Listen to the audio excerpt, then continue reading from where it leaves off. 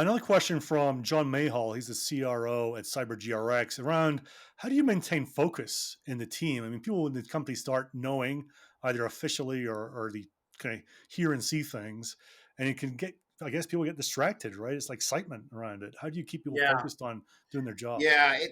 That's as important of a question as any you could ask, especially if you're running a sales organization.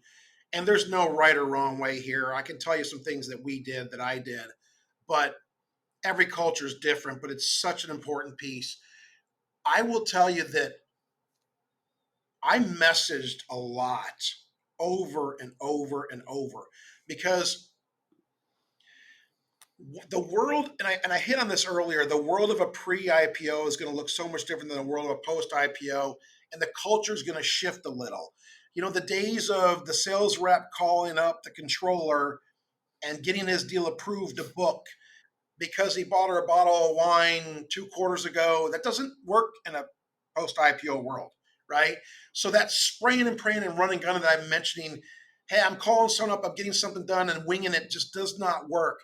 And so the world feels different to the startup people, the sales reps who are running gun. I'm selling. Why are you trying to prohibit me? Why are you putting this process in place? Why do you need this from me? Right.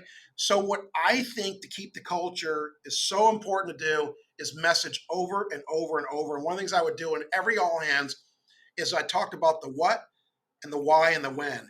Here's what we're doing. Here's what it means to you. Here's why we're doing it.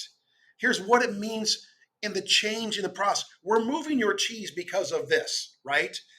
When we're doing it, as best as I can tell you, is this time frame, because ultimately in the IPO it means this, and the end result will mean this for all of us, right? The what and the why and the when. And I messaged it and I gave examples over and over and over. And I'm telling you, every 2 months I talk about keeping the culture and persevering through these changes. And knock on wood, it worked for us so far. We've kept that entrepreneurial spirit in place. We haven't lost hardly any of our 4 and 5 and 6 year veterans who were here when it was nothing and they're still here and we're big now because they bought into the concepts. So it's a really, really important question. And I'm not telling you what I did or I'm telling you about is what everyone should do. I'm just telling you why I did it and it's worked for us.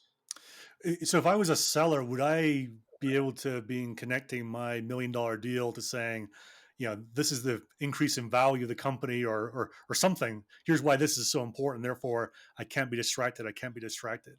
Would they get down to that level, do I you think? think I think if you're a seller in Chicago and your territories, you're going from I used to have the Midwest, now I have Chicago, and you're putting 3 more reps in, and you're segmenting out healthcare and SLED, and I don't like it because you're shrinking my ability to sell. The discussion is around if you're with a company where you're not carving up territories, you're the wrong company. That means they're not growing. So just socializing what that means to them Got and it. what it can mean to them monetarily, and ultimately what it means is at 100% growth in a post-IPO world, then we can be a $10 billion company and the stock will be 40 or $50. And what does that mean to your pocketbook? Sort of taking what's happening to them in the field, right? And articulating what we need to do as a company and then what it means to them long term. That's what Yeah. I'm referring to. No, I like that a lot, actually. And it happens. It does happen, right? I mean, if someone takes something away from you, supposedly, there's an emotional Yes, reaction to it, right?